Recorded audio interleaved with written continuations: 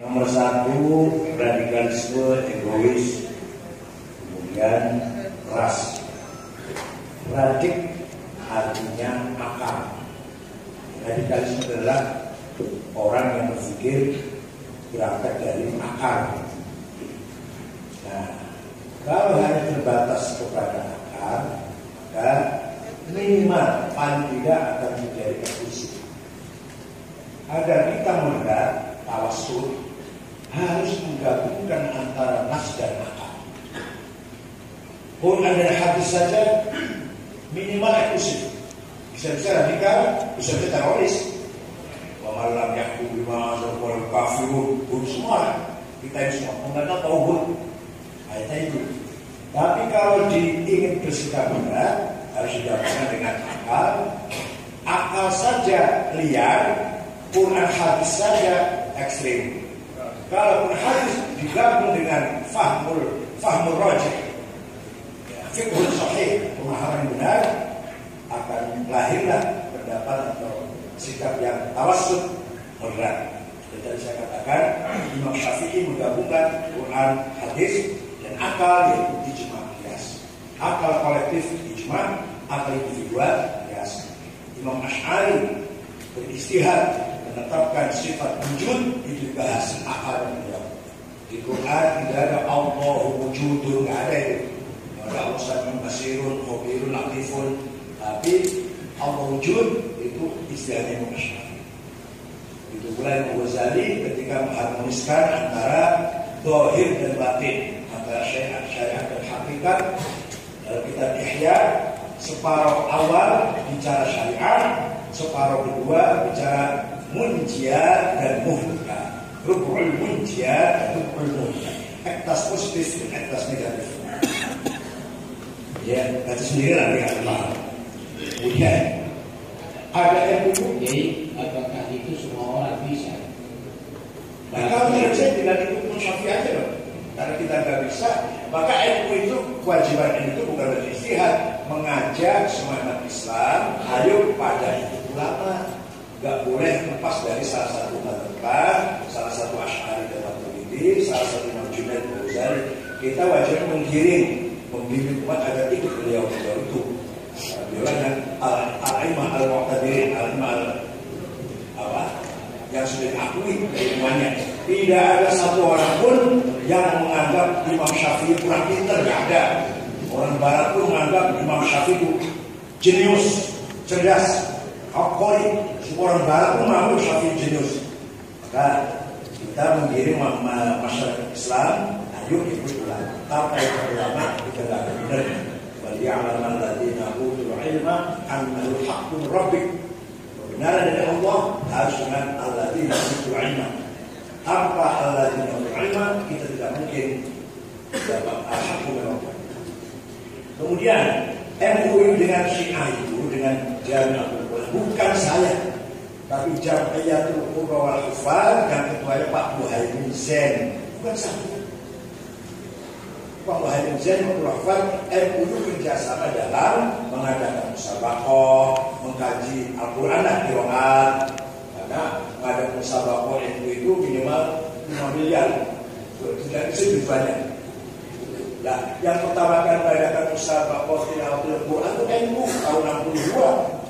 Tapi direbut oleh pemerintah di Bandung. Nah, yang pertama kali saudara di Bandung itu NU melahirkan Kiai Basri Alwi, juaranya itu Basri Alwi, Kiai Nu'man Zain Buddha dan Kiai Abdul Aziz Muslim Fikar. Pertama kali ada MUI di Indonesia. Yang mungkin dikirim ke siapa? Dikirim ke mana? Yang mana itu ini yang dikirim ke siapa? Sama saya benar.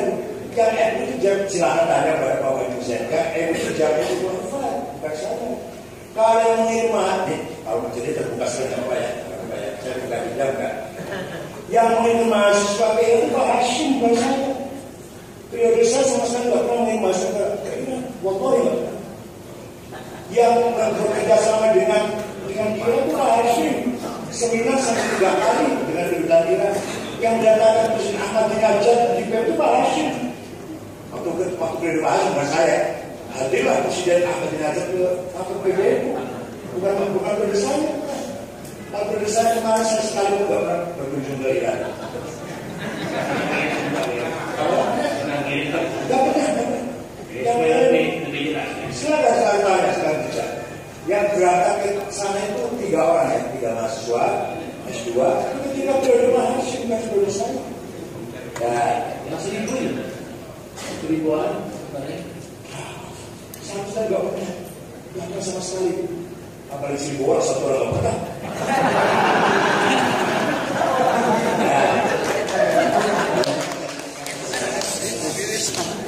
Yang saya mengenai paham liberal, selama orang itu masih mengikatkan diri dengan Quran, hadis, aqwal ulama, tidak liberal.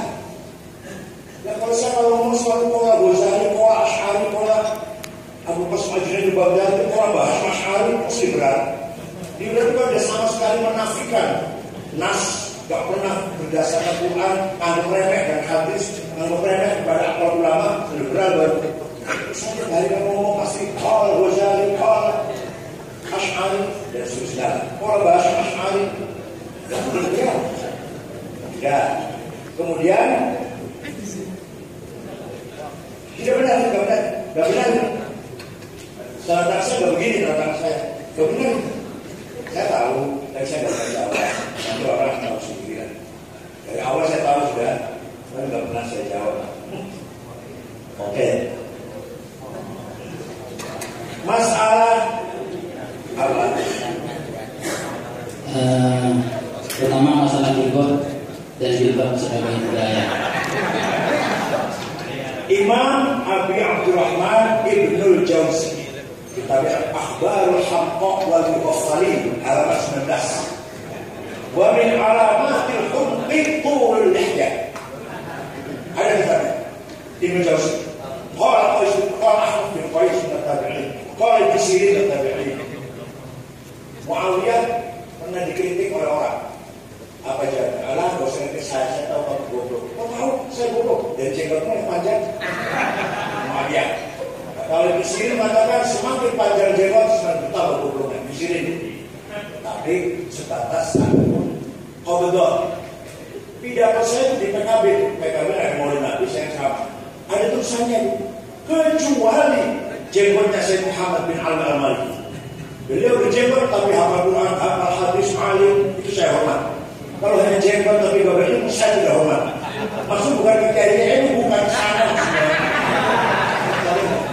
Nah, lebih jelas saja dari supaya jadi potensi yang karena ini adalah pemimpin yang tapi waktu itu nuansa paham. Yang hadir waktu itu paham. Ya buktinya karena dipotong. Kalau yang kita waktu itu hadir paham siapa yang saya tuju. Nah, yang kita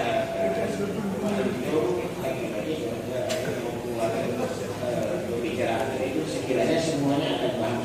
Tidak ada kontroversi kasihan mereka. Ya, jadi pertama ada kitabnya. Pertama itu Ibnu Jauzi, Akhbar Haqqaq wal Mughafalin halaman 19 sampai 21.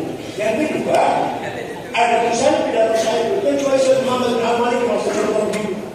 Berjenggot tapi alam saya hormat itu. Jadi nuansa waktu saya pidato orang paham. Jadi setelah masuk YouTube dipotong dan orang paham. Kalau siapa yang saya tuju itu orang paham. Hadir paham. Maksudnya siapa yang paham? Nuansanya paham.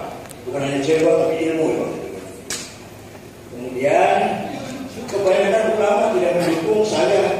Ya, apa ya? Kalau setahu saya ahli-ahli itu Mbah Maimun, Kiai Nawawi, apa? Salah jilbab produk budaya. Jilbab produk budaya. Jilbab itu di Saudi. Karena asal jilbab itu kan bukan jilbab cadar maksudnya, bukan jilbab cadar yang bergerak itu, yang bermuka rapat. Itu budaya itu.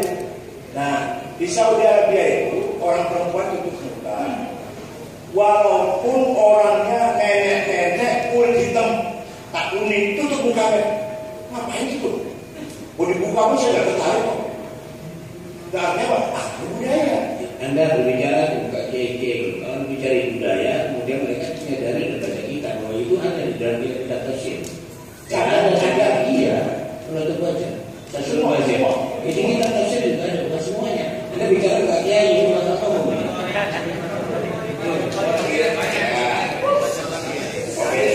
Jadi maksud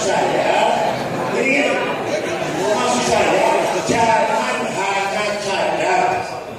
Berislam itu bukan hanya aksesoris, tapi yang penting akhlak yang mulia, pejabat tidak korupsi, kita semua juga jujur, amanah, itu yang penting.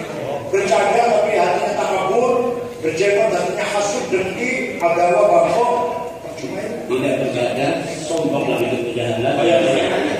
Nah, maksud saya gini, ucapan-ucapan demikian ini perlu dikoreksi, bukan untuk menjatuhkan. Sekali lagi, pakai hati yang baik, pakai niat yang baik. Ini boleh Anda utarakan bukan untuk menjatuhkan, tapi kita berharap untuk masa depan. Dan begini ya, habis.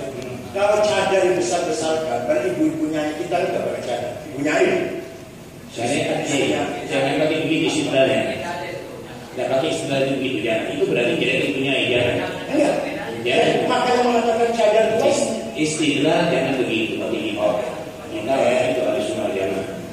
Yang paling penting silakan bercadar tapi jangan mengaku paling Islam. Ya betul. Silakan berjenggot jangan mengaku paling baik. Setuju. Yang tidak berjenggot itu banyak